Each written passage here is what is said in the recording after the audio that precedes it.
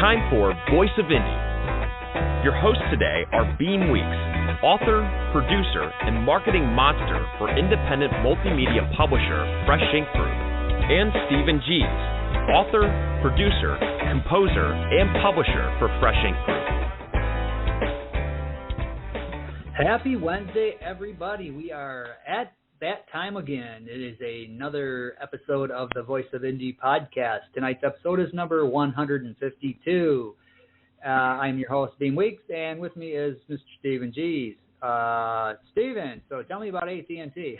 Just kidding. How you doing today?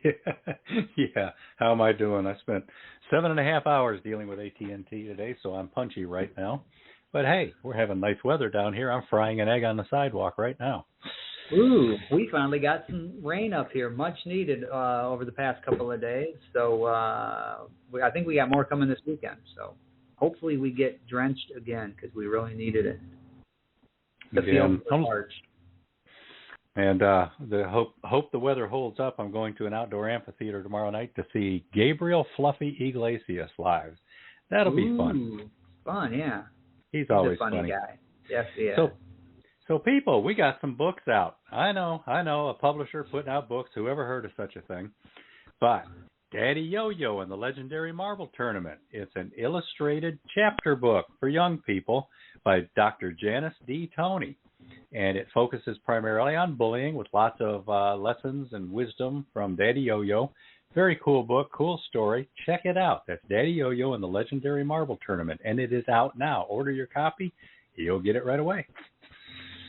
All right. And okay, we have just finished our, sort of, I guess you could say finished, our Vela run for George Dismukes' Paradise My Prison. That's not over. It's just all of those episodes have been dropped now. So you can go over there, and if you haven't, go check it out. The first 3 are free, and if you like what you're listening to and or reading, and if you are new to Vela, Amazon will give you 200 tokens so you can buy 2 or 3 more of the episodes, and if you like those, tokens are cheap. You can buy, $1.99, get you another 200. So go over there and check it out, and then buy it and own it when it comes out a month after. I'm not sure exactly what the date is, but it's a month after it runs its course. Now, George Dismukes was over on Rob and Joan Carter's podcast tonight, just before this one. So what's that called? Is it about the author or ask the author? Meet the author. Meet the author, because there's quite a few of these podcasts that we kind of connect with. But Meet the Author. Go find them on YouTube and check out that episode that George did was there. They were talking ghosts tonight before I was listening before we went live. So they were talking ghosts and the killing fields down there, and it's on Netflix, and it's some really interesting stuff. So check out that episode. It's really cool. If you want to be part of tonight's episode, you want to call and ask a question of tonight, or you want to just make a comment, here's how you can do all of that cool stuff. Call 516-453-9902 right now with your questions or comments for tonight's guest, or post a note on Twitter with hashtag Fresh Ink Group in the body of the tweet, and we'll read it on air. That's 516-453-9902 or hashtag Fresh Ink Group on Twitter. Be there. All right. We got another book out. This one's in full release now. We're past the release period. Order it. Get your copy. You can get an ebook right away, or in a couple of days you can get a print book. It's Robert Mackenzie's The Chair, Volume 3. This is the 3rd book in the Chair series, ultimately going to be more than 3. We're looking at probably 6 or 7 by the time this guy peters out. But The Chair, Volume 3, it's out now. It's a historical novel. It's a lot of fun.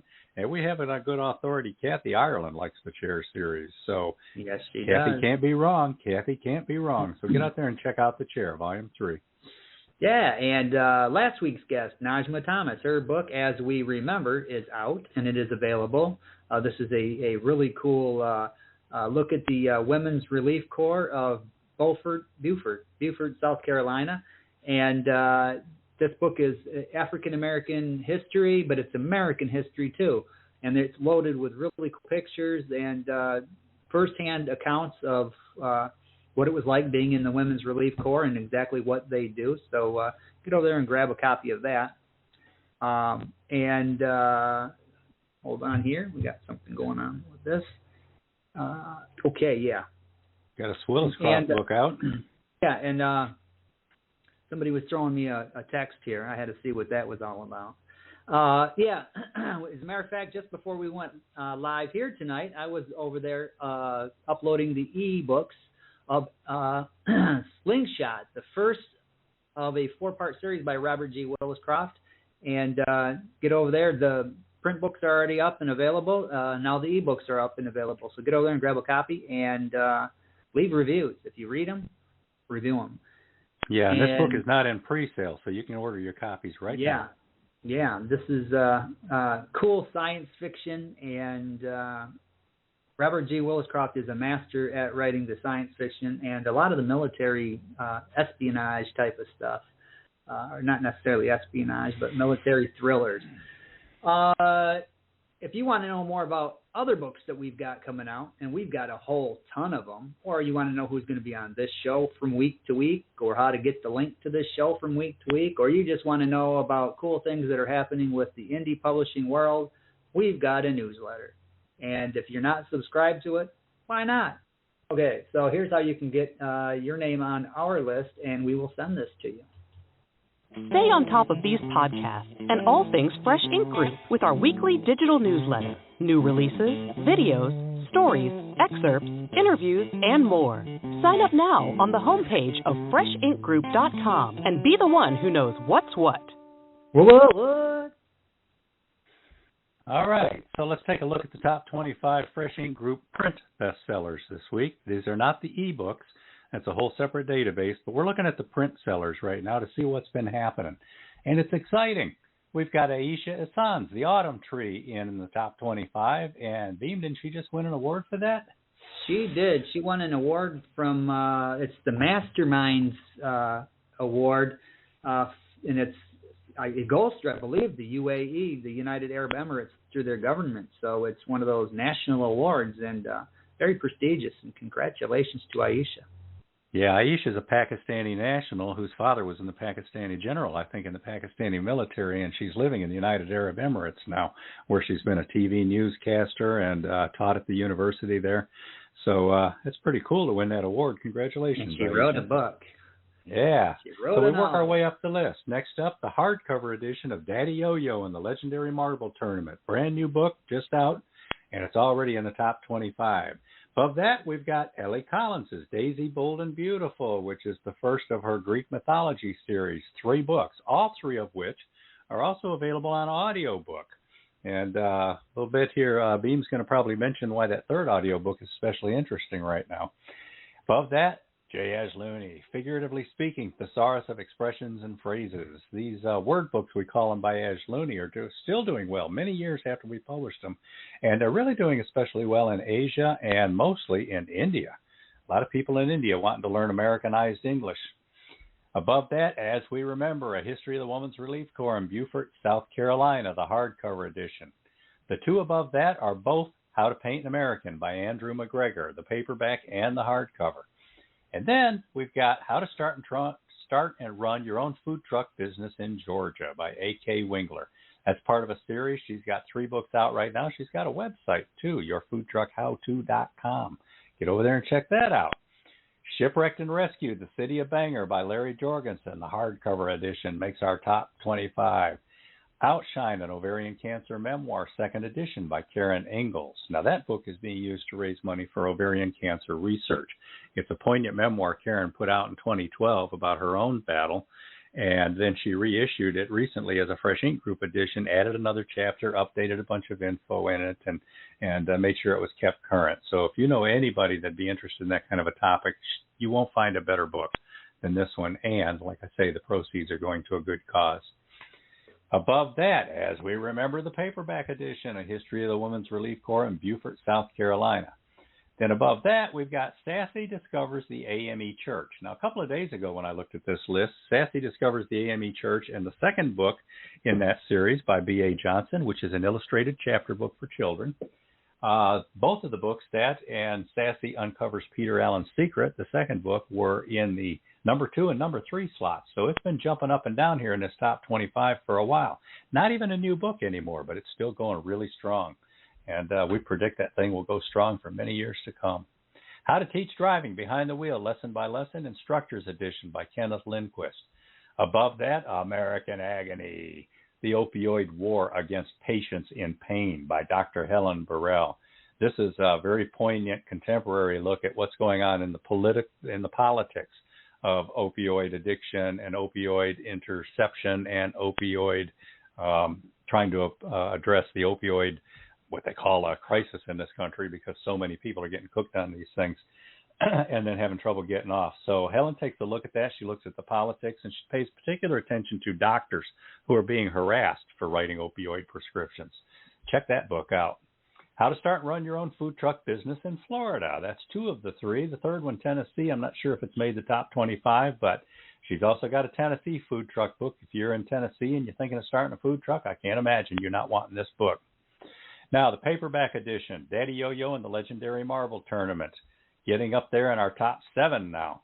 Shipwrecked and Rescued, paperback edition, top 6. Now, top 5, The High Road, Memories from a Long Trip by Mark Herndon. That book is never going to slow down. As far as I'm concerned, someday archaeologists will be picking through the ruins and saying, what is this? Who's Mark Herndon? Number 4, Submariner, 30 Years of Hijinks and Keeping the Fleet Afloat by retired Naval Lieutenant Commander Jerry Pate, with assistance from Robert G. Williscroft, another Navy submariner, who helped him get all of this put together. 60-chapter memoir, all true stories, and just some cool adventures. Check out Submariner. Now, our top 3. 2 of the 3, the number 1 and number 3 slots of The Chair, Volume 3, by Robert McKenzie. That book is really going strong. It's been in full release for, about 3 weeks now, Beem, I think? Yeah. And it's in the number 1 and 3 slots. What's cool here is between them in the number 2 slot, Sassy Uncovers Peter Allen's Secret. So congratulations, B.A. Johnson. That book's been out for, 3 or 4 months at least, and it's still going really strong. So congratulations to all of our top 25 print authors today. You guys all rock. Yeah, and coming soon, we have a few books here. I Won't Be Your Scapegoat by David Carroll. This is kind of a humorous look at some faux pas from around social media and regular media, and maybe some signage from businesses and whatnot. But these are little funny things that, somebody misspelled a word, or, didn't put the comma in the proper place, and so, somebody's talking about eating grandma instead of telling grandma, hey, let's eat, or whatever. Then we've also got Mermaid Cove, which is a book of paintings and poetry by Maureen Howard, and this is being put together right now. And The Dayang is a novel by Maureen Howard as well, and that's pretty much getting close to being to that point where we can say, hey, go buy it.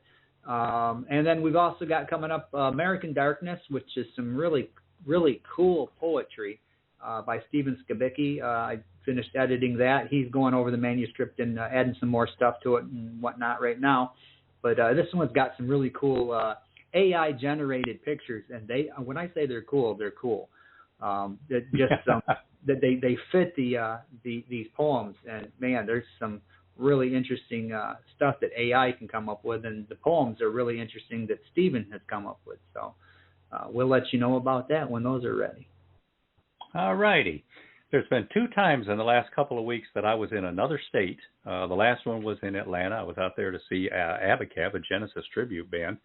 And I'd be talking to somebody, and this person would mention that they're a University of Tennessee graduate, a Tennessee Vol, as it were. And I would say, hey, we're getting ready to put out a book about the 1998 Tennessee Vols championship team with Peyton Manning and all of them. And they'd get all excited because, Tennessee Vols fans get all excited about things having to do with the Vols, as they should. And in both cases, the guy said, oh, yeah, who's that by? And I said, Dave Hooker. And without missing a beat, both of them said, Off the Hook Sports. I know Dave. Yeah, he's great. I've been a fan of his forever.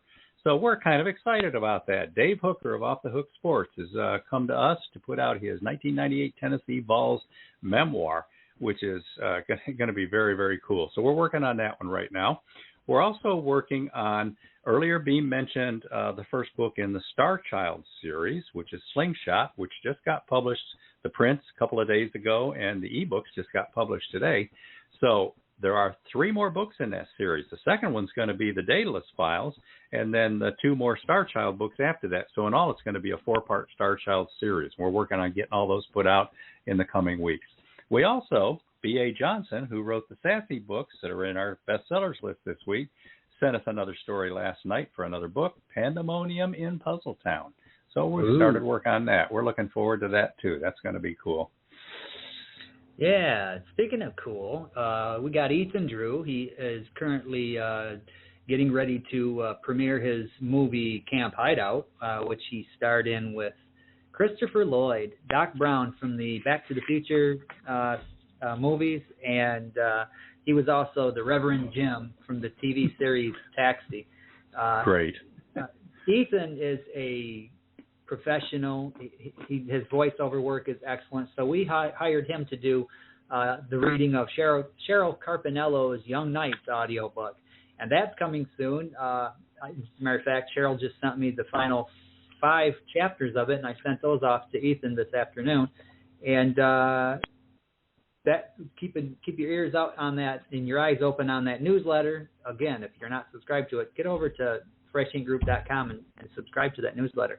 Now, Ethan, he also did Ellie Collins' 3rd book in her Greek mythology series, Mad Max and Sweet Sarah. And great book. Great book, and the audiobook was just fantastic.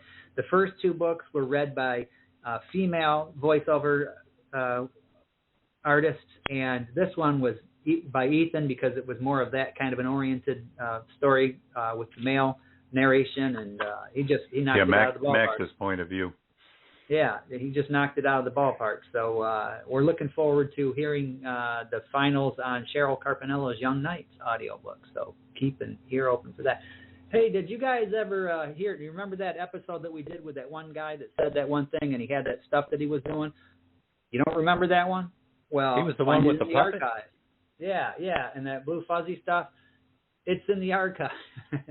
If you've missed any episode, we've got a whole bunch of places that we throw these up on shelves and throw them in cupboards and junk drawers, and you can find them anywhere. So if you've missed an episode or you just want to relive an episode, here's how you can do that. Find your favorite show in the Voice of Indie archives on YouTube at Fresh Ink Group, StephenGees.com, BeamWeeks.com, FreshInkGroup.com, and on Spotify. And now you can listen on iHeartRadio, Google Podcasts, and tune in. Just search The Voice of Indie, all one word.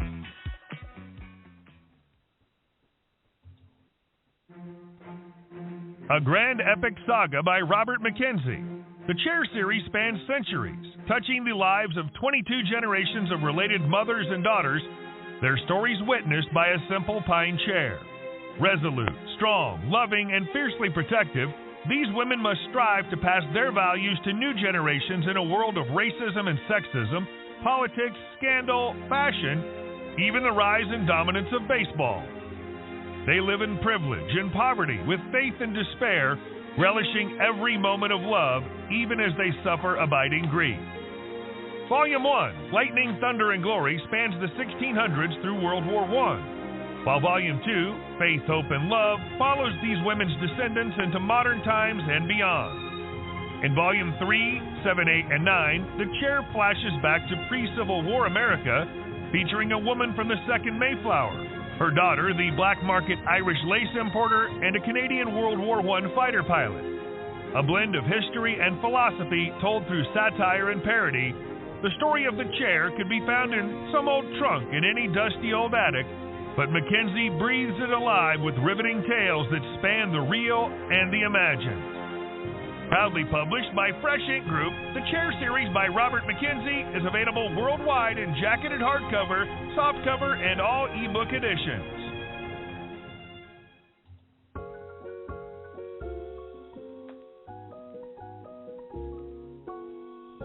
More than 6,000 shipwrecks have been recorded on the Great Lakes, but only one offers a true life adventure, like the 1926 rescue of the city of Bangor off the Keweenaw Peninsula in Upper Michigan. A fierce November storm tossed the ship with a crew of 23 and 240 new Chrysler automobiles onto a Lake Superior reef. For the first time, Shipwrecked and Rescued, Cars and Crew tells the near-tragic story of the deep snow and near-zero temperatures. Journalist and historian Larry Jorgensen's detailed research and collection of historical photos chronicles what happened, introduces the key players, and finally reveals the fate of those collectors' prizes in the century since. Proudly published by Fresh Ink Group, Shipwrecked and Rescued is available worldwide in jacketed hardcover, softcover, and all ebook formats. Cool. All right. So we are going to introduce tonight's guest. Macy Lewis writes romantic suspense novels for adults that are packed with adventure and a bit of romance along the way. She also writes books for young adults, and her children's books teach children about friendship. Macy has been blind since birth. She graduated from the University of Utah with a bachelor's in history and a minor in writing and rhetoric studies. Studying that rhetoric. Macy proofreads Braille, and in her spare time, she plays drums, which we're going to hear a little bit of tonight, reads books, and loves to travel. Welcome to the show, Macy Lewis. Hey, guys. Thanks for having me. Hi, Macy. We're happy to have you. Yeah, I was thinking of that old movie star. What's his name? Rhetoric Crawford? Frederick Crawford. Rhetoric, something like that. Go on, Beem. Okay. Go ahead, Stephen. You can start it off tonight. All right. Well, during the bio there, something that really stood out to me is our guest today has been blind since birth. Macy, can you tell us a little bit about that? Is it 100%? What is it that you're dealing with? What kind of challenges? Sure. So I was born 17 weeks early at 23 weeks gestation, and I weighed 1 pound 2 ounces. And I was adopted. Yeah, I was adopted when I was 1 day old, so we don't really know what led up to that premature birth. But basically, I had in my first year of life, I had 11 surgeries, and 10 of those were on my eyes. And the eye surgeries were attempts to try and stop my retinas from detaching, but my right eye never responded, and so I can't see anything out of that eye. My left eye responded, and I have just about 10% central vision, so nothing on the periphery. And I can see light and shapes, but they're very blurry. Wow, how does that translate into being a writer? How do you overcome that in order to get your words down?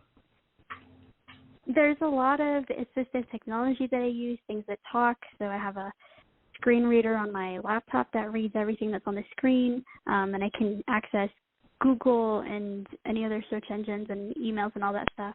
And then I use my phone. I have an iPhone, and it talks too, and so that's where I do a lot of my research and find articles and things. And then if I can't figure out what something's supposed to look like, then I ask all the sighted people around me, and I'll say, hey, can you look at this video or this picture and tell me what does this look like? Or if I can't imagine it in my head, then I'll ask them, hey, can you create something for me that you think would match this time period or place? And then just give me as much description as possible. And then I take that and I put that in the story. Wow. You find probably that people are eager to be helpful. People want to go out of their way and try to make things easy as much as possible, right? You don't really run into people who give you a hard time. No, they're pretty good. And if they're not, then I just move on to somebody else. And if they're too busy or something, then I'll go on to somebody else. But most people are like, yeah, let me take a look and see what's going on. Yeah, there's a lot of good people in the world. About a year and a half ago, I had both of my hands broken in a car accident, 12 fractures. And then I had to drive 1,000 miles home with my hands all bound and basically not able to use them, which was very tricky. Try pumping gas with no hands. But I just pull into a gas station, get out of the car, and just kind of hold my hands up and say, "Can somebody help me?" People will rush over. You know what I mean? And it's like, "Hey, while I'm pumping this, you want my wife to go in and get you a drink or something?" So, when you're dealing with a challenge like that, it's nice to see people step up. And I assume your family was probably number one on the list for that. Oh, yeah. And then friends, too. So I have a lot to choose from. Yeah, cool. So what's your day job, Macy? What do you do for a living? Well, to pay the bills and to help the writing business thrive, I am a Braille proofreader. Cool. So that's dealing with the whole writing process too there. So that's kind of cool. Yeah, what I do is I read standardized tests. So the nice thing is I don't have to take them anymore, but they're pretty much from elementary school all the way up until high school, and so I get to read about all types of different subjects: mathematics, social studies, science, English, history, all that fun stuff.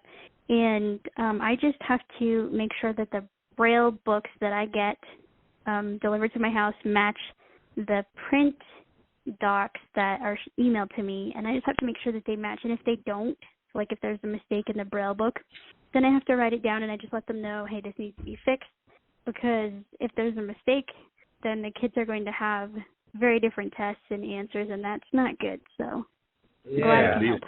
You see a lot of mistakes, or is that a rare thing? It varies. Sometimes I've seen books that are pretty good, and then others, there have been I saw one a few months ago where there was random pages missing, and I was going, what on earth is happening? And so it just kind of varies. Wow. So now we know you went to college in Utah. Are you from Utah? And if you are, have you lived anywhere else? Or where are you originally from? Where do you live now? And so I'm originally from Salt Lake City, Utah, and I still live in Salt Lake City. So just born and bred in Utah, and just go traveling around when I leave the state. Cool. All right. Salt Lake City is a beautiful city, and any place you stand in it, you see that framing of the mountains behind the buildings. It's just gorgeous. Yes. But every time I have gone to Salt Lake City, the first impression I've always got is, wow, look how clean this city is. It's like they're out here wiping down the streets or something. The sidewalks are spotless. Everything is just clean. Beautiful city. So, Macy, what kind of childhood did you have growing up in that area? Were you into reading and writing from an early age? Did your sight issues kind of steer you away from some activities and toward others? How did you spend your time growing up? Yeah, sure. So I grew up in a family where they basically just said you can do whatever you want as long as it's safe. I was riding bikes when I was really young. My sister taught me how to ride a two-wheeler, so that was fun. I was playing basketball. I was swimming, dancing. My mother was a dance teacher. I was singing, just basically anything I could do. They were like, all right, we'll let you do it. Took piano for a few years, wasn't very good at it, so then I moved over to the drums, and then just basically just kind of did the singing and drumming mainly into my teenage years and on up into college. But I liked, watching sports. Since I really didn't play in team sports, I liked, was avid sports fan of anything of U of U, Utah Jazz, basketball, baseball games, football, I'm a sports girl. But, actually, I liked writing stories. That's in elementary school. That's kind of where I found myself gravitating toward, was all the creative stuff where I could just imagine up, anything I wanted. But I didn't necessarily like reading as much because I was a very slow reader in my childhood, and so I didn't like reading in front of the class because I was really slow and it was embarrassing. But once I got up to reading speed with my peers, which is I think in about 5th grade, Then I started to like it a lot more, and I started to get into it. And reading Braille, if you guys aren't familiar out there in podcast land, Braille is very big. It's very large. And so a lot of books are several volumes worth of pages. And so I did that growing up, read mostly Braille. And then when I got into college, that's when I transitioned into audiobooks mainly. But yeah, I love reading. I read constantly now, every day, all the time, different books. And so I just love learning about all sorts of subjects, not just history, like my degree is, but anything I can learn. I find it fascinating. I like that. What I'm hearing is that you've always, instead of trying to avoid things that you can't do or are difficult to do, you just found a way to do them, found your own way. Yeah, I always say I have a 6'2" personality shoved into a 5'2" body. So I'm really tiny and microscopic, and I just I don't really let anything stop me if I can help it. Obviously, I'm not going to be driving or, I've tried to be like, hey, can I mow the lawn? My family's like, no, you're not playing with the lawnmower. That's way too dangerous. But, if I can, I'll try. I'll try anything. So I love that.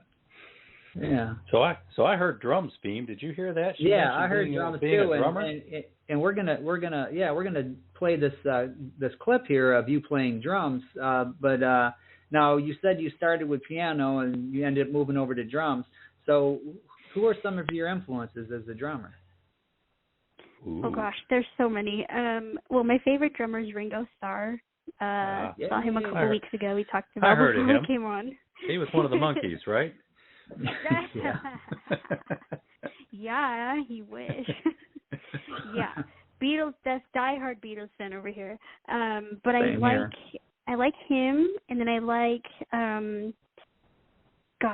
there's Nigel Olsen. He's Elton John's drummer. Liberty DeVito was Billy Joel's drummer. Neil Peart of Rush. John Bonham, Zeppelin. Larry Mullins Jr. Yeah, Larry Mullins Jr. of U2. And if I was to pick Fleetwood Mac. And then if I was to pick a drummer from Fleetwood Mac. If I was to pick a drummer from today, because I do listen to today's music occasionally, I would have to say Glenn Power of The Script. I love what he does. All right, cool.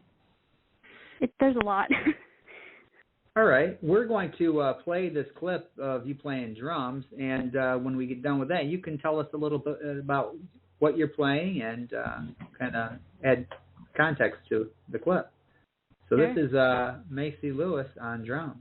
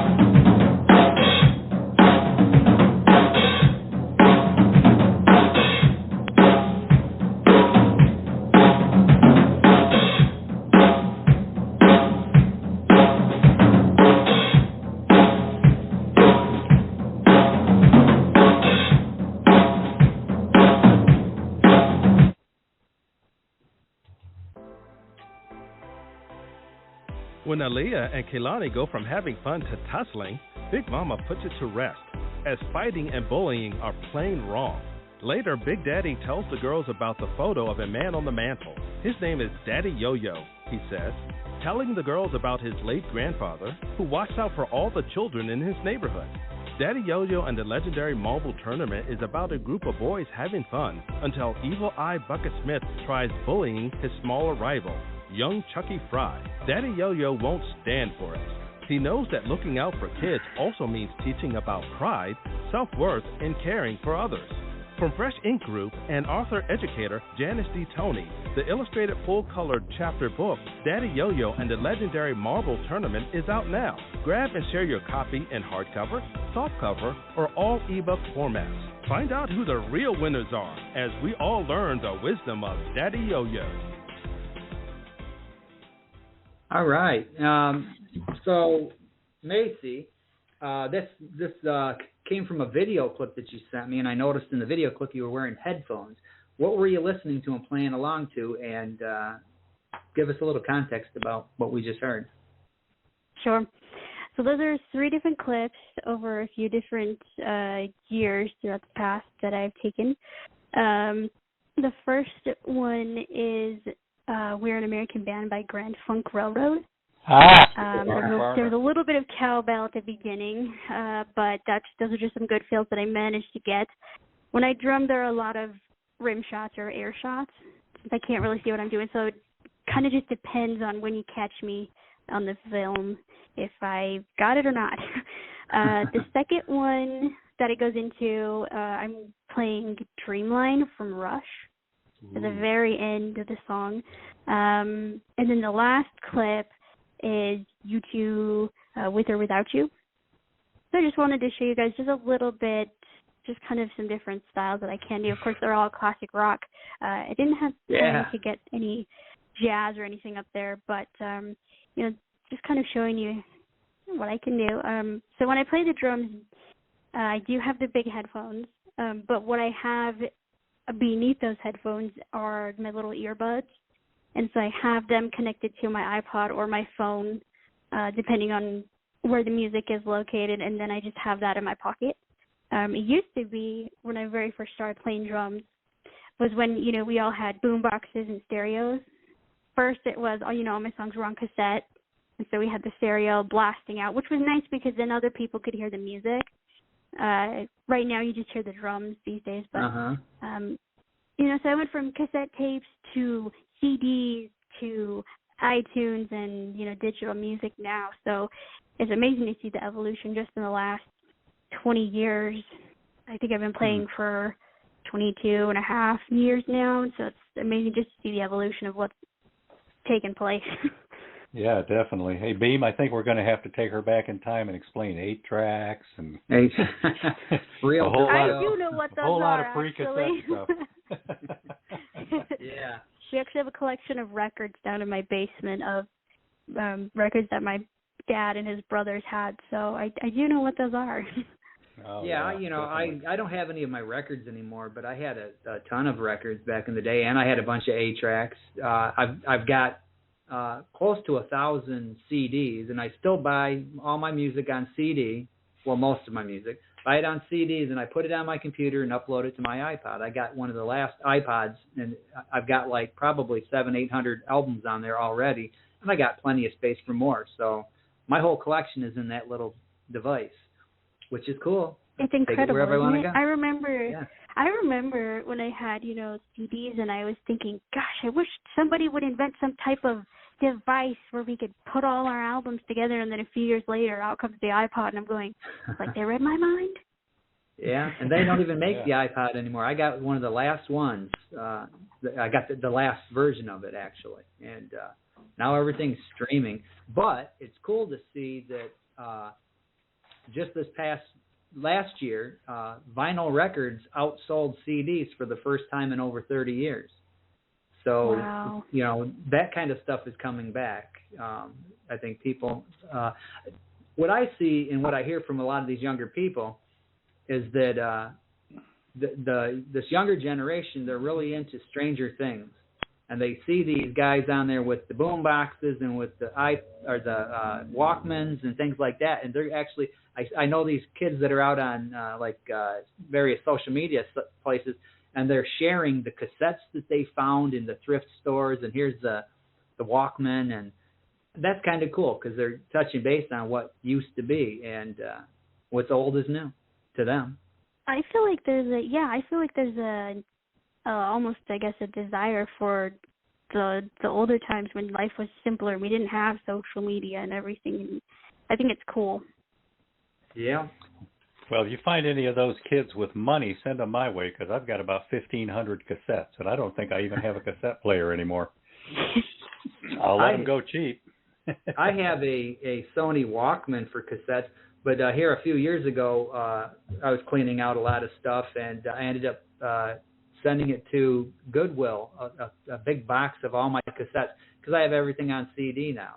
And I wasn't, walking around with my Walkman listening to this stuff, because most of that stuff I had on cassette, I had on CD, onto my computer, onto my iPod. So it's just easier to do that. It's, but that was cool technology while it was there. We do have a couple calls. You guys want to take some calls?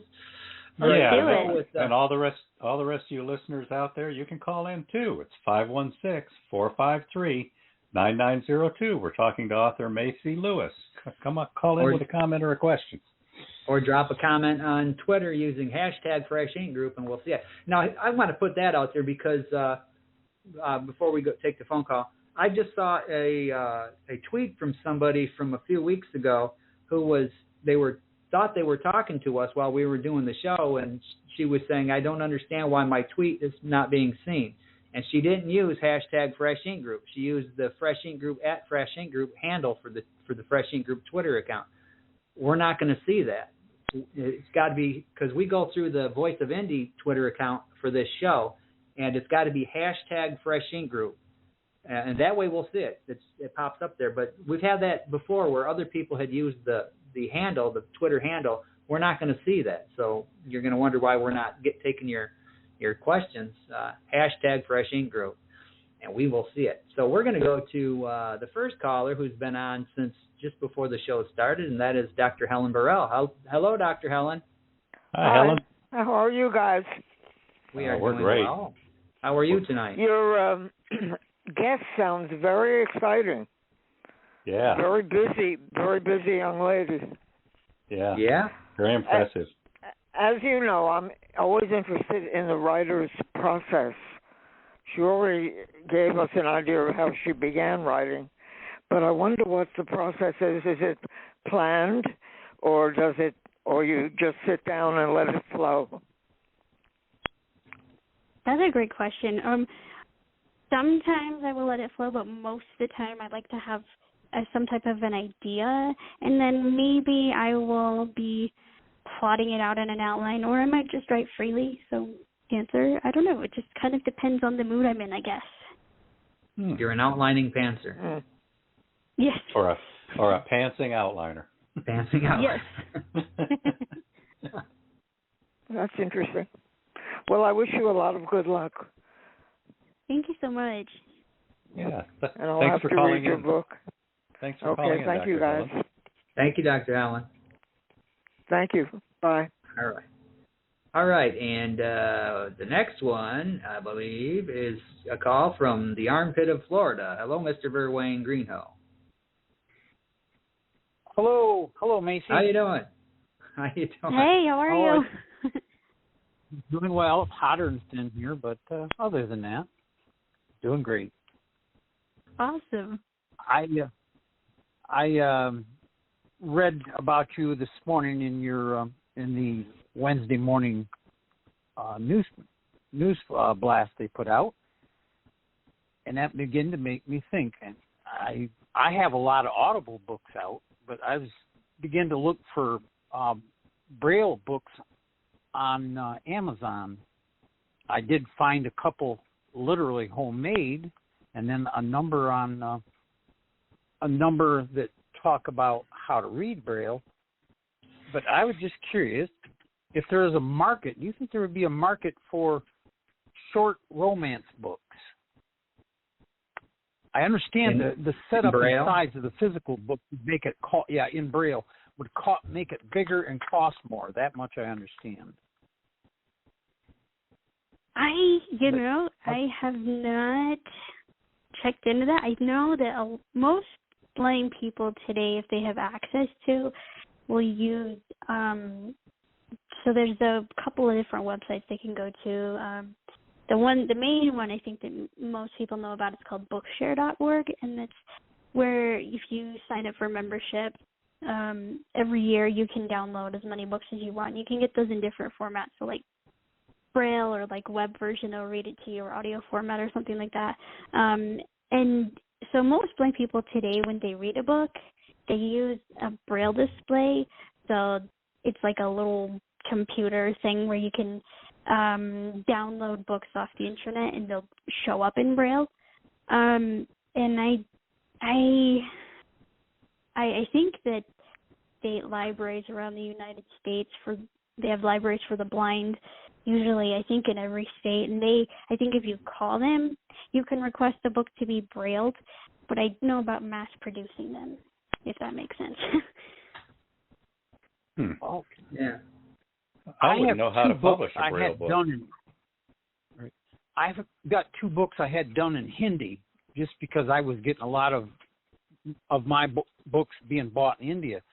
So I converted 2 of them into Hindi, and they do pretty well over there. So, but I'm looking for a new market, and I just wondered, I have a Vela project in mind where I want to begin to do short romance stories and then post them up on just a series of 10 to 12,000 word romance stories, short stories. But I was just curious if I could maybe attempt to do one of those in Braille, because I found a place that will convert them. It's expensive, but I found a place that will make a Braille paperback. I would say we could talk afterward about this, and but I honestly would say if you're going to put them up on Vela, I think that again, a lot of blind people will probably have access to the Vela. Is there an app? Is it on Kindle? I don't have Vela, but I think that most blind people would probably be able to access it from their smartphones.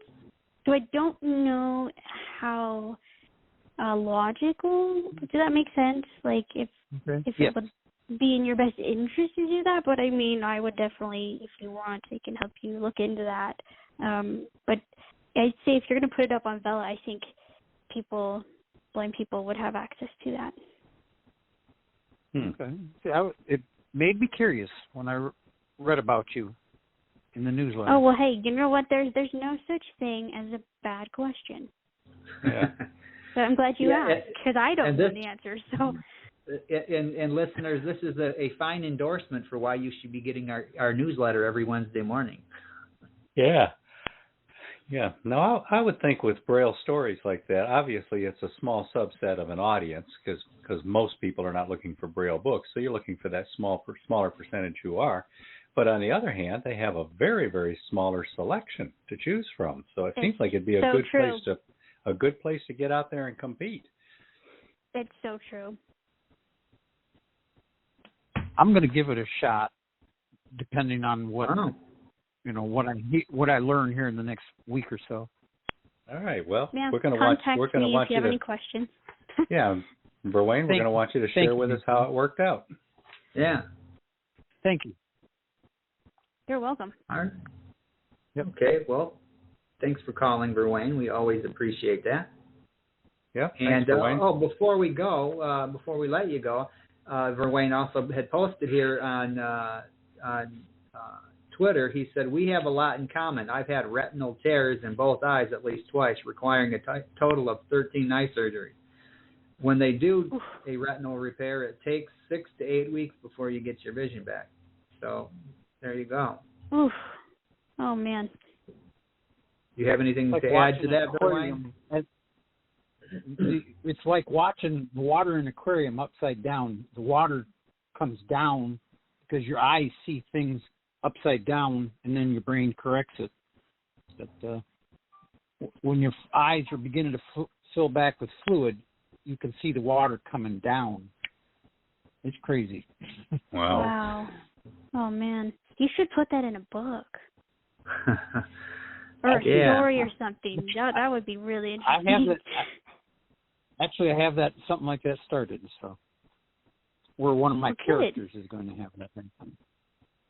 I All love right. putting life experiences like that into books. Yeah, and you mentioned too Thank how you for your time. how brains can compensate too. I always like the experiments where you put on the glasses where everything's upside down, and then after a couple of hours everything's right side up again. Your brain reverses it.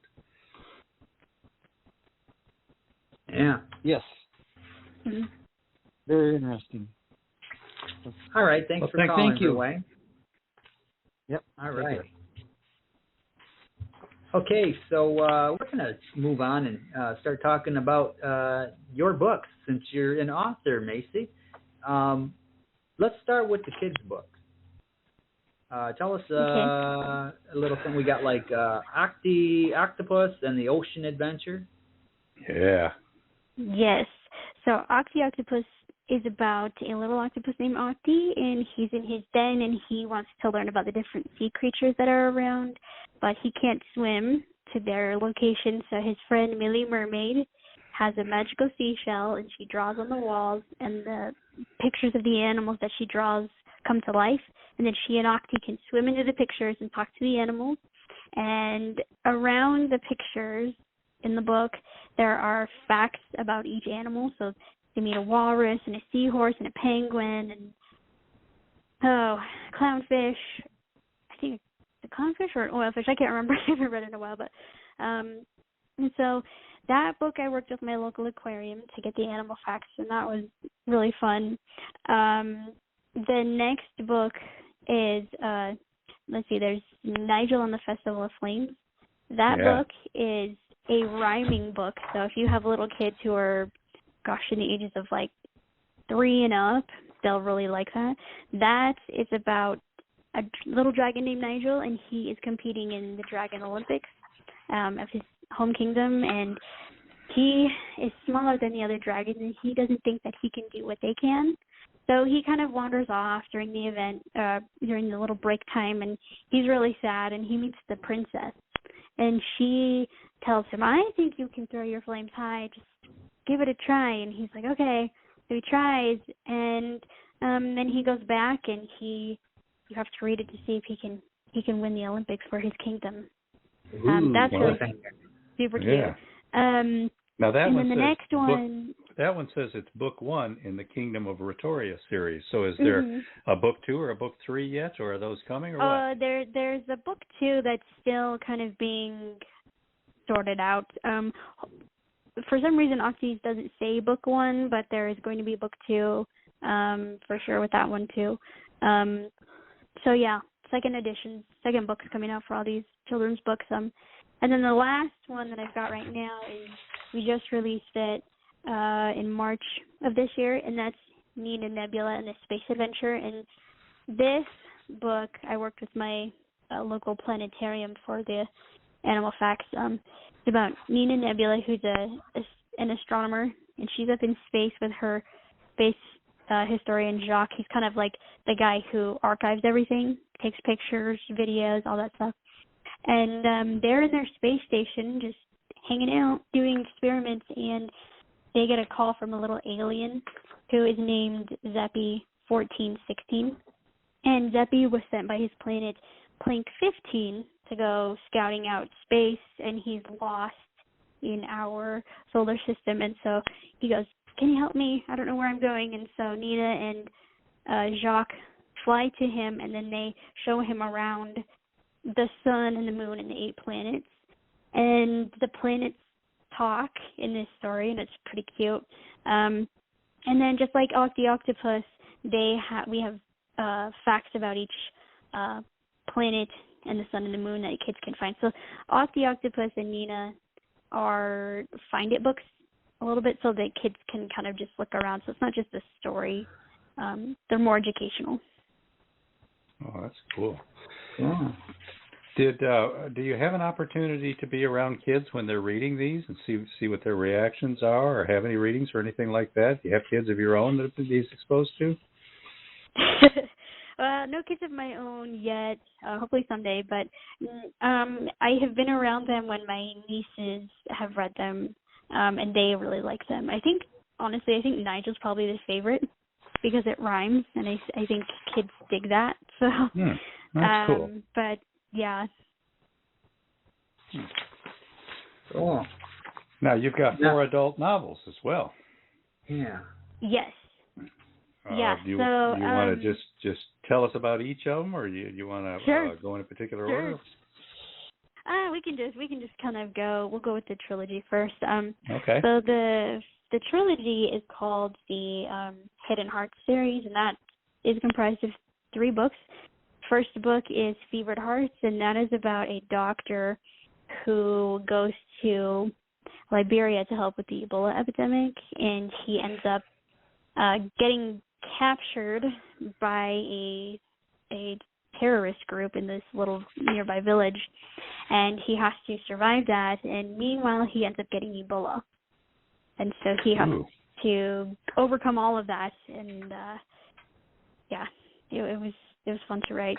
And so these books are, I should also say, these books are parallel novels. They're not necessarily, you don't have to read them in order, but they definitely go hand in hand. So at the end of Fevered Hearts, there's our main character, his counterpart is named Sarah, and at the end of the book, she goes and visits her uncle in prison. And I'm not giving anything away, so don't send me hate mail and be like, you spoiled anything. At the end of the book, she goes to visit him. He's in prison, and he goes, so I have a daughter, and she's like, what are you talking about? He goes, I just learned, a few weeks ago, like a couple of months ago or whatever, that I have a long lost daughter, and I want to make it up to her. And she's just like, okay, shocker. And so book 2 in the series is called that's book 3. Book 2 is Imprisoned Hearts, and book 2 is actually this uncle of Sarah's. It's her cousin's story, and this story is about a girl named Alice. She's 17, and she is basically living in a really, really sad situation with her mother and her stepfather. They're drug addicts, and they subject her to some very horrific things, and she kind of has a personality like me, I think, where she's just like, I'm getting out of this, and you can't stop me. She's on the swim team, and ultimately she ends up getting out of her situation only to find herself in an even worse situation than she was in, and she's going, you've got to be kidding me, this is crazy. And she ends up having to escape a human trafficking ring with this person who she thought was going to help her. And you'll just have to read and find out. And meanwhile, she's realizing, oh, I have a dad, and he's not the creeper that my mother is married to. He's somebody else. And so she has to try and figure out, can she have a relationship with him, or can she not? And so it's kind of her ordeal. And the third book, by the way, her dad is still in prison when she meets him, so she's kind of like, great, he's a convict. Nice. It's really sad. She's just kind of like, you've got to be kidding me. My life is terrible. But the third book in the series is this one is called Shattered Hearts. And this one is about, so going back to Fevered Hearts, Sarah's uncle, his name is Jack. This is his story. And so he has been released from prison. He gets released in book 2. So again, I'm not giving anything away. No hate mail. He is released at the end of Alice's story in Imprisoned Hearts. And in Shattered Hearts, he is rebuilding his life, and they have a relationship, and he's figuring life out, and he's, becoming the man that he wishes he would have been throughout his life. And he's just kind of, having fun, being like, I'm free, I can do whatever I want.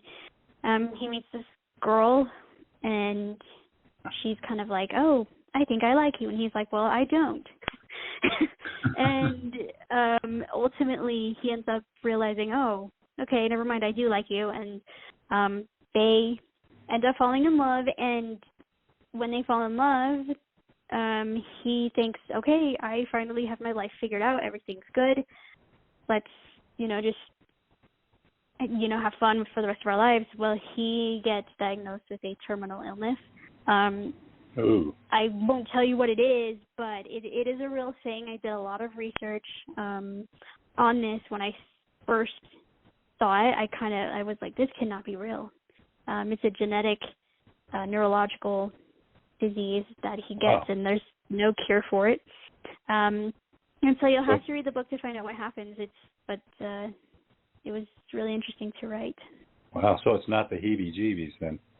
No, this is like an actual real thing that it's called if you guys know any scientists out there, it's a prion disease, which is the prions in your brain start, folding incorrectly, and then that causes chaos in your brain, and there's no cure. Yeah. So it's really sad.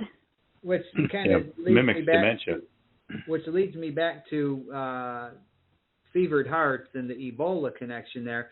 As you just mentioned, you researched this genetic disease. Did you research like Ebola, and how much research goes into when you write these books? Oh my goodness, you guys, this is totally going back to my college days, but I love it. So yeah, I did research on the Ebola epidemic and all of that, and then I for imprisoned hearts, I did a lot of research for like the things that Alice was experiencing. I researched that, and then like you said, in Shattered Hearts with this prion disease. And then what I do is I have a lot of friends, again, they're mostly my sighted folks, who are doctors or immunologists or what have you, and so I will do as much research as I can, and, I'll read textbooks, I'll read articles, like university articles and those types of things, and then I end up creating bibliographies for my books, which sounds ridiculous, but it's how I keep track of what I've read. And then I will write up the chapters, and then I will send them to my experts, and I will say, hey, can you look at this and make sure that I'm understanding this correctly? And that was really kind of all my friends who helped me out with this stuff, because I certainly can't do it by myself. Shout out to the beta readers out there of the world, because we Absolutely. writers, a lot of times that's what it takes to make us good. Yeah. It totally does. It totally does. Yeah. Now, Weathering the Storm, that's your other novel? Yes. So we released that in March as well. This one I co-wrote with my friend Jim King. He is an author as well. And this one was really fun because it is my first book with a blind character. And I wanted to do it this way because I wanted to establish myself as, I suppose you could say, a writer of all different characters, and currently my genre is romantic suspense. But I wanted to wait and do this book with my first blind character, and I think it turned out very well. So in the book, I go in depth a lot about Braille and how a blind person kind of perceives the world. It was really fun to put a lot of my own life experiences into this book, particularly with the blindness. And so this is about our main character's name is Charmaine, and she is blind like me. I gave her the same eye condition because I didn't feel comfortable necessarily branching out just quite yet when we were writing this. And she works at MI6 in England.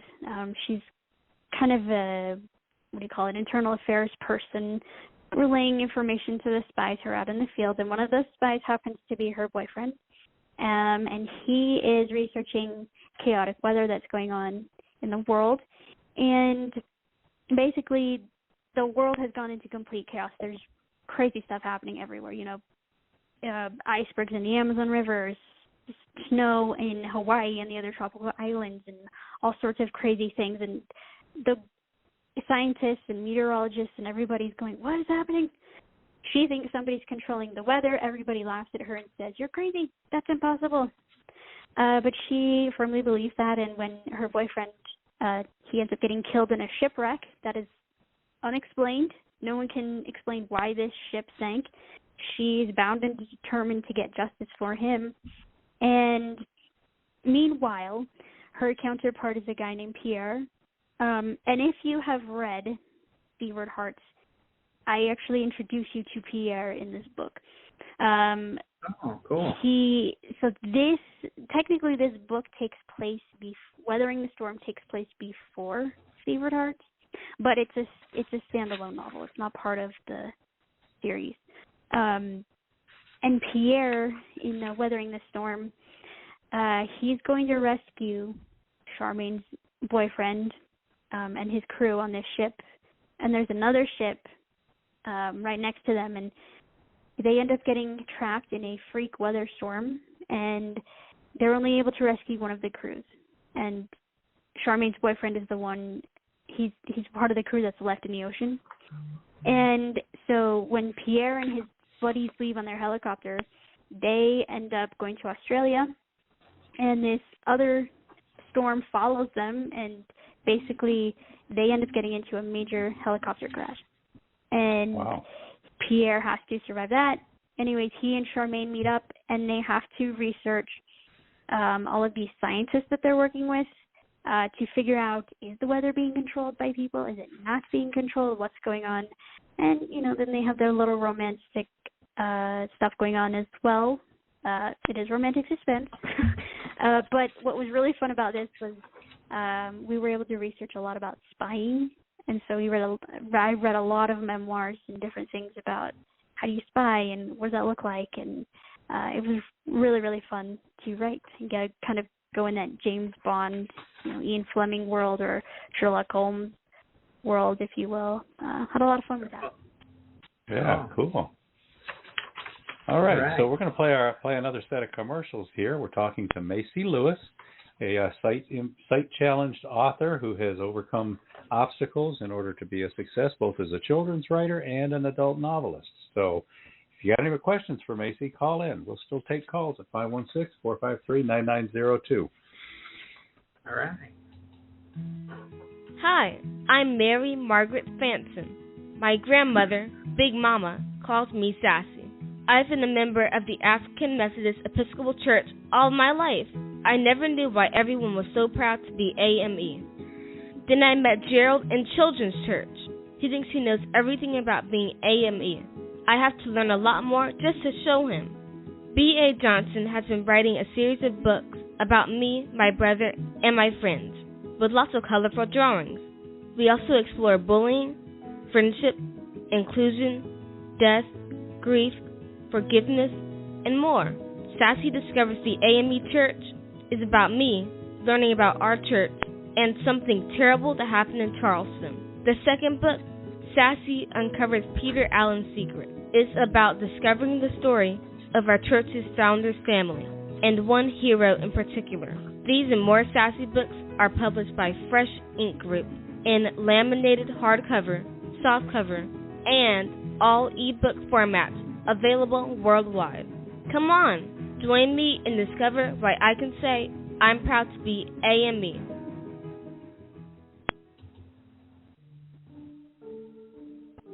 Elena Dacani inherits her family's castle in Romania, a land dipped in myths, folklore, and the legendary Walking Dead. The local proverb serves as a warning. Do not speak badly of the devil, because you cannot know to whom you will belong. When she's attacked by an international assassin, only her deceased husband and her ex-boyfriend's live presence can protect her on her journey to the mountainous region of Transylvania. But that's not the only problem troubling Elena. Who is that boy invading her dreams? And what really happened to a priceless gem-crusted silver cross buried by an earthquake in the 15th century? Who's stalking Elena? Who wants her dead and why? Legacy of Danger by Patricia A. Guthrie is a paranormal romantic thriller with a deep mystery and plenty of suspense. It'll haunt you in jacketed hardcover, softcover, and all ebook formats worldwide. Legacy of Danger by Patricia A. Guthrie is proudly published by Fresh Ink Group. I've got goosebumps. Yeah, that's a good book too. Yeah. Okay, Macy, how do you publish? Are you self-published? Do you have a publisher? What's your path? I am self-published right now. Okay. Great. Do you use a service, like Amazon's KDP or Create or Ingram Spark or any of those, or do you just have a single platform? How do you work that? Well, actually, so do you want me to give names? Sure. Yeah. Okay, I wasn't sure. I was like, is there like a thing here? Okay, No.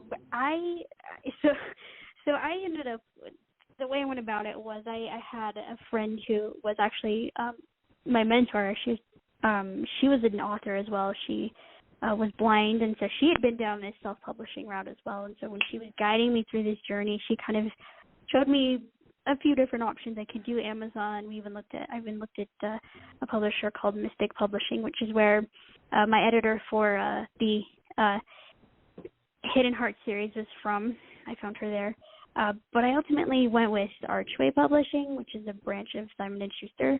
And the reason why I went there was because they take care of all of the behind the scenes work, if you will. So like once I send them the manuscript that's edited, then they, and and my cover photos and things, they will put everything together. And I wanted something like that because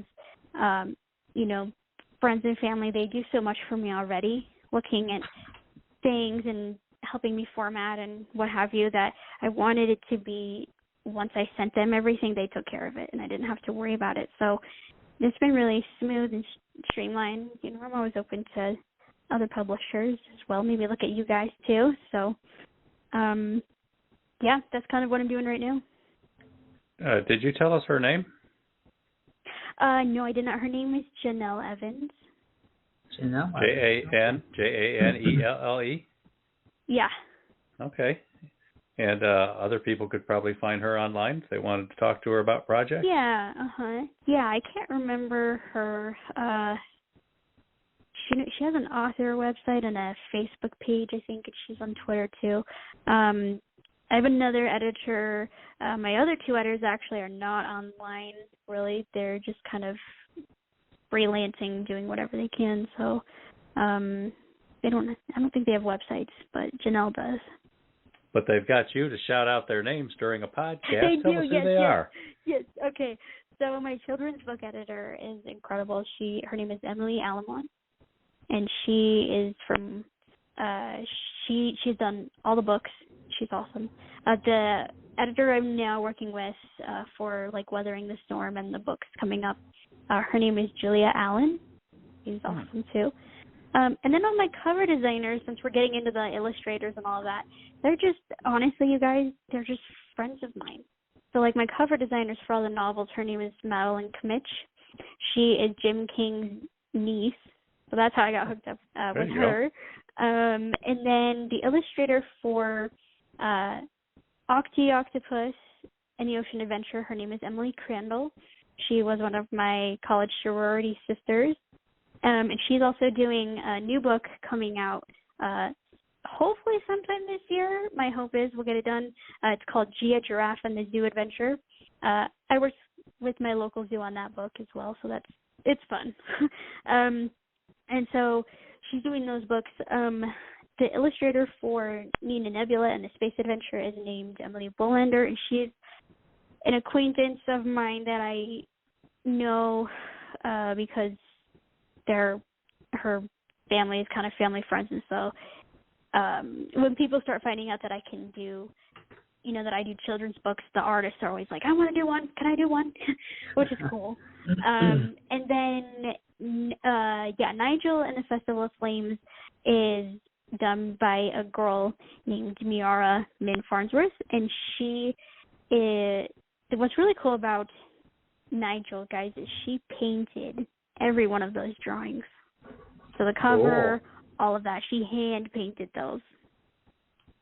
So I like to shout that out because I'm like, that's awesome. So yeah, and that I met her because through Emily Crandall. So it's just a network of people. I've been really fortunate to work with friends who know people who are always willing to lead me in the right direction. Yeah, that's an important part of authoring that a lot of people outside the business don't really realize, is that an author has to put together a lot of resources in order to make this all come together in the best possible way. A lot of networking. A lot of networking, a lot of finding the people with the right talent who can contribute and learning to work with them. It's very cool that you've done that, Macy, and you've done that very well. We're proud of you. So we've got a live audience in 46 countries listening to this podcast right now. Wow. And I suspect the vast majority of them are probably authors or interested in being authors. We might even have a few that have sight challenges. We never really know. But do you have some advice for these people who are getting into writing, especially those who are new? Yeah, that's a good question. I would say just start writing your ideas down. That's what I did. I honestly, you guys didn't even think that this writing thing would even be possible. My original goal when I went to college was to get my history degree and then go to law school. And when law school didn't pan out, I thought, I'll get this minor, which was the Writing and Rhetoric Studies. And it just, I had all these ideas that I would write down, and I would just put them in a file on my computer and just leave them. And when I graduated from college, I was just like, if I could take one of these ideas that I have and put it into a book, that would be cool. And so I just kind of looked over them and, changed things up, as they evolve. And the Beaver Hearts book was the first book I wrote and published. And so I would just tell people, write stuff down, even if you don't really have a clear idea of where you're going with it, because I'm sure you guys know, and other writers who are listening know that when you start a project, you go in having a certain idea of what you think will happen, and over the course of the project with, circumstances changing and characters evolving, your ideas could change 2 or 3 or 4 times, and you could end up with a completely different story than the original idea of what you had. It's just kind of how it evolves. So, yeah, write those ideas down. I don't know if people use pencils and paper still, but, on your phone or your computer or pencil or paper, and just keep them. And when you get inspired, just write down dialogue or scenes or what have you, and then hopefully you can put it together. All right. Well said. Yeah. Macy, how can listeners contact you? Social media, blog, website, Facebook, Instagram, Or just to learn more about you. Yeah. Sure. So to learn more about me, you can find me on Facebook, facebook.com/author Macy Lewis, or twitter.com/author Macy Lewis 6. I know a couple of days ago when we were going over this, I mentioned the blog. I don't really post that much on there. It's more of a cooking blog because I like to cook. So sometimes I'll just share recipes on there. So if you want to check that out, you can. It's oh my goodness. Okay, so it's www.lewissisters, LEWISSISTERS.wordpress.com, I think. LewisSisters.wordpress.com. Yep, LewisSisters.wordpress.com. I usually don't talk about it much because, like I said, I don't really post on it that much. But, I mean, if you guys want good recipes, go find some of those over there. I'm always in favor of good and recipes. Books. You post the books over there, too. But I like cooking, so. That's cool. And listeners, as always, with any of our guests, if you can't find them or can't get a hold of them, we have a contact form at freshinkgroup.com. Send us a note, and we'll pass it along to whoever you're trying to reach, or tell you how to find the information you're looking for. That's freshinkgroup.com. Contact. It's up there on the tabs. We've been talking to Macy Lewis, one of our favorite authors now, and she's got 3 kids' books, 4 adult novels. Got some stuff coming out soon, right, Macy? I do. Well, by the way, thank you for that. Yeah. That was very kind. Yeah, so I've got quite a few things coming out. Hopefully soon. So I told you, kind of give you a little snippet of it, Gia Giraffe and the Zoo Adventure. That's the next kids book coming out. There will be a second one to that as well. That's about Gia Giraffe, who lives at, she's just moved into a new zoo, and she doesn't know anybody, and she's a little nervous. And this little iguana named Iggy comes to her enclosure after all the zookeepers leave, and he goes, "Hey, we have a little parade. Do you want to come? And we'll welcome you." And so all the animals have a little parade, and they welcome her into the zoo, and they do all different types of things. It's another Find It book, so it's not a rhyming one, but it's one of those ones that has facts around the illustrations that kids can find.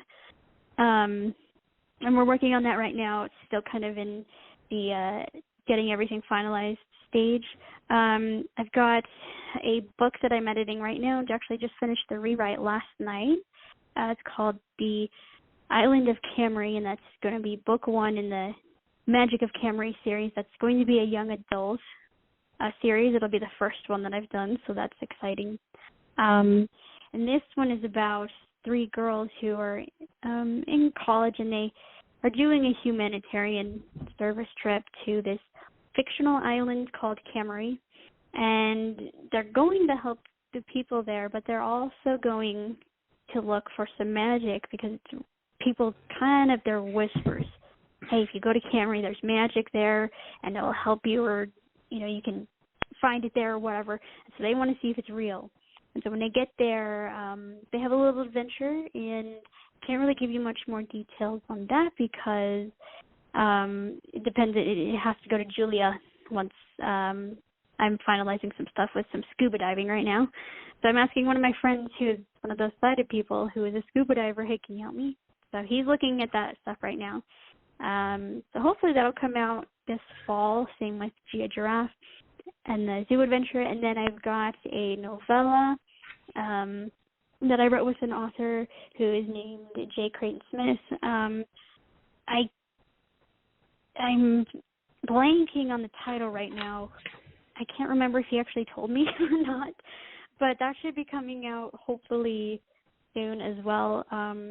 It's about a girl named Faith who has seemingly had the perfect life. She's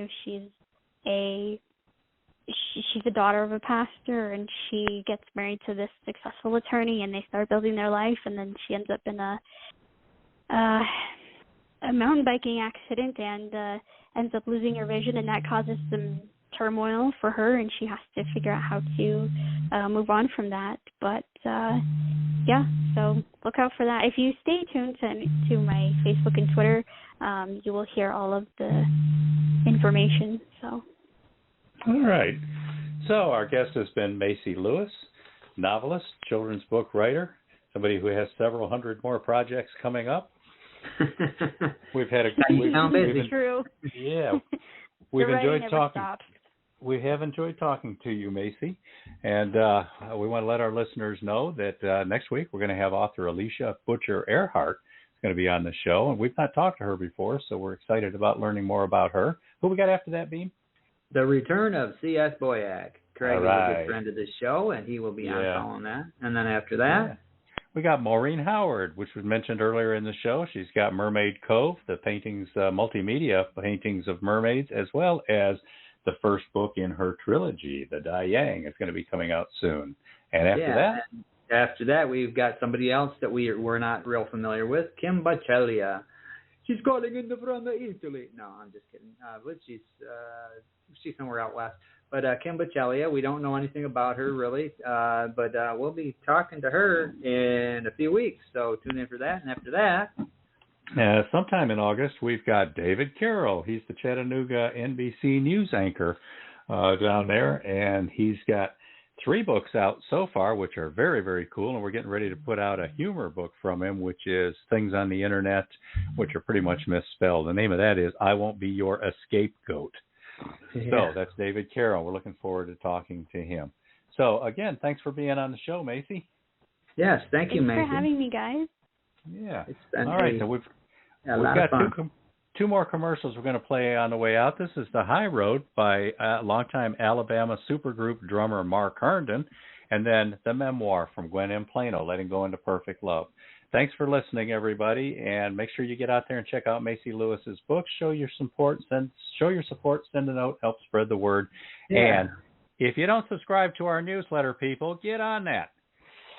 Yeah, and I just went over on Twitter and shared the link to the Macy's cooking blog. So if you want to pick up some cool recipes, something new and tasty, go over there and check it out. Use the hashtag Fresh Ink Group, and you'll find it on the Voice of Indie Twitter account. Once again, thanks, everybody. Thanks for tuning in. Thank you, Macy. Yeah. Say good night, Macy. Say good night. Good night. Thanks, guys. All right. Take care. Bye. Bye.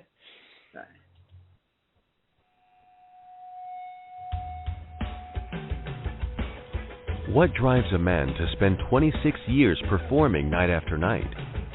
To persevere through a stifling tour bus, bad food, strange women, flared tempers, a plane nearly blown from the sky.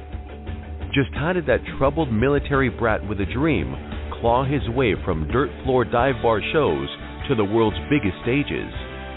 Aviator, author, and country music Hall of Fame drummer Mark Herndon lived that dream playing with Alabama, one of the most popular and celebrated bands of all time. He learned some hard lessons about people and life, the music industry, the accolades and awards, how easy it is to lose it all, and how hard it is to survive, to embrace sobriety, to live even one more day. Herndon's poignant memoir offers a tale at once cautionary and inspirational, delightful and heartbreaking, funny yet deeply personal.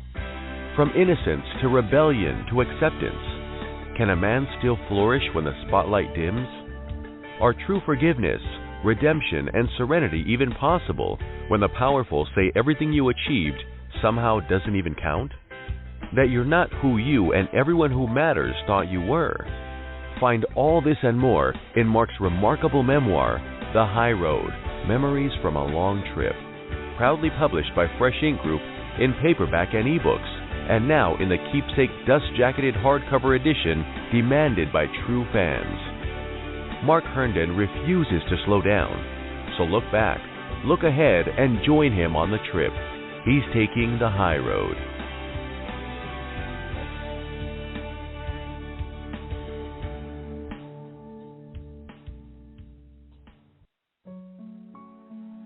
Inspiring and unforgettable, Letting Go into Perfect Love is a riveting account of a journey through the terror of domestic violence to a faith that transforms all. As a college administrator, Gwendolyn M. Plano lived her professional life in a highly visible and accountable space. But as a wife and mother behind closed doors, she and her family experienced unpredictable threat. Every 9 seconds in the United States, a woman is assaulted or beaten. But to Gwen, this was her secret. It was her shame. Alternately heart-wrenching and joyful, this is a story of triumph over adversity. One woman's uplifting account of learning how to forgive the unforgivable, recover her sense of self, bring healing into her family, and honor the journey home. Accompanied by glimpses of celestial beings, Gwen charts a path through sorrow to joy, and ultimately writes of the one perfect love we all seek. Gwen's story is heartbreakingly familiar. It provides insight into the phenomenon of domestic violence. Understanding that murky world may provide the reader with the skills to help his or her sister or friend or neighbor. Whether victim or friend, readers will be inspired by the author's courage. Letting Go into Perfect Love by Gwendolyn M. Plano is available now as a Fresh Ink Group edition in jacketed hardcover, softcover, and all ebook editions. The Audible audiobook edition is also available at Amazon. Order your copy now, and you may see your own challenges a little differently.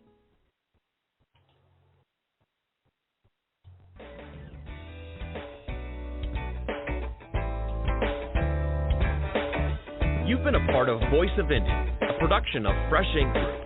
Spread the word, support our guests, then find us at freshinkgroup.com and be sure to hashtag Fresh Ink Group.